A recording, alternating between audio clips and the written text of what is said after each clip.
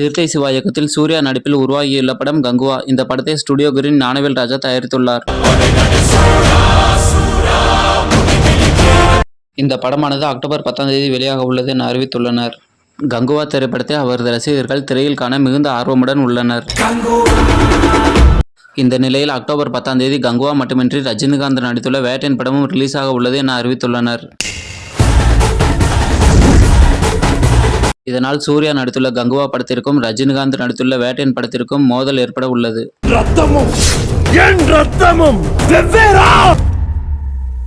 குறி வச்சா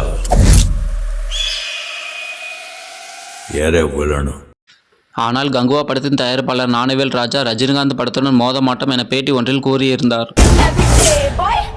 இந்த இரண்டு படங்களும் ஒரே தேதியில் ரிலீஸ் செய்யப்பட்டாலும் ரசிகர்கள் மத்தியில் கங்குவா படத்திற்கு அதிக எதிர்பார்ப்பு இருக்கிறது.